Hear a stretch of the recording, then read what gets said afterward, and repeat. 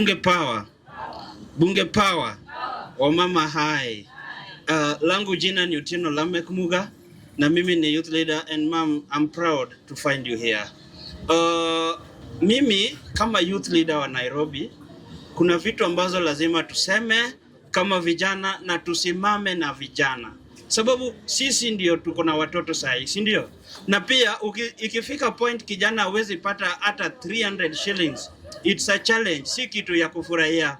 Na wana Westland pia ninawaomba hapa.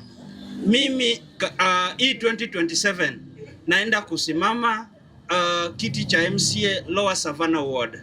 Na ninaomba sana kina mama munishike mkono, sababu we have challenges here and there. Lakini tunajua there's ni vitu ambazo zinaweza suluhishwa. MCA anawekewa 23 million per fiscal year. Therefore, hii pesa inatosha kutengeneza sewer lines pale.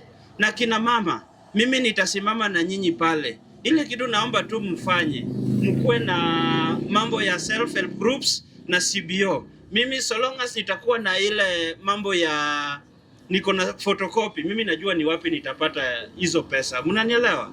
Na kitu kingine, ningependa kusema na vijana. Vijana, kama mwenzako ako na mambo ya drug addiction, find a way ya kuishi na yeye. Ndio maana mimi nikipewa chance ya kukaa pale, nataka nikuwe na rehab center na pia tukuwe na zimamoto na ambulance, so that in case of an emergency tunapata venye tunasuluhisha. Another thing, hawa wasichana wetu kina mama, sisi ndio tunazalisha na wao ndio wako na watoto. Mimi natoka pale kwa slum, sio Westland kama hapa. So pale unapata mtu hata kupata 50 bob ni shida. Lakini ukipata msichana anafanya kazi yake anapata 10,000, 15,000, she has to pay 150 shillings ya kulipa daycare kila siku. Unaona? So tunataka mimi nikipewa nafasi 2027 to erect pale rehab, anisidie niko na nini si rehab but iko na daycare ndani yenye kina mama wetu wachukue watoto wao waweke pale.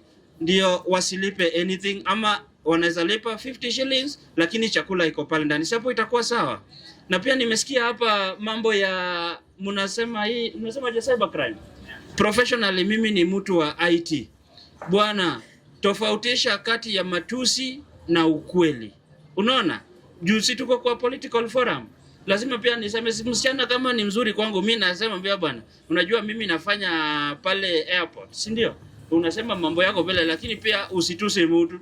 Lakini mimi nasema nimesikia kuna mtu amesimama hapa anasema mimi ndio Sifuna. Huyu pia amesimama amesema mimi ni wa two-term. Mimi nataka nikuulize, wewe unasema hii two-term, nini ilifanyika hadi akasema two-term? Unajua ukifuga mbuzi, unapenda huyo mbuzi si ati juu unapenda. Mtu anapenda mbuzi sababu ya nyama na ngozi, si ndio? So ukisikia mtu anasema two-term inamaanisha kuna venye anapata ngozi na nyama, si ndio? Mtu pia akikuja aseme one term, kuna venye alishatembea huko Amerika, akikuja huku anatusi. Juzi ameenda pale Kisii akasema mnaongozwa aje na Muhindi, huku Nairobi pia akasema mweka, akasema bila yeye hatuwezi, si ndio? Kumaanisha anapewa funds, alafu wewe unaingia, my friend, utakufa kwa ile deni ambayo hujui. Unaona? Ndio maana mimi hapa mbele tutawaambia tunakuja na new term. Sababu ukiangalia independence toka 1963 ni family 126, wao ndio wana circulate kwa system. Na nimefurahi sana leo ninaona wazazi. Mzazi, kwani wewe utaki mtoto yako kuwe MP? Mimi naona hapa unasema wewe ndio Sifuna. Ni sawa. Lakini nikuulize tu swali. Sifuna anatafuta nini? Alifukuzwa kama SG, si ndio? Sasa yeye anatetea kuwa ile SG. Kwani wewe pia unataka SG? Vijana, tufungue akili, tufungue macho, tuone pale mbele, tujue ni nini tunataka. Ni sawa? Asante. Bunge power. Bunge power. Leta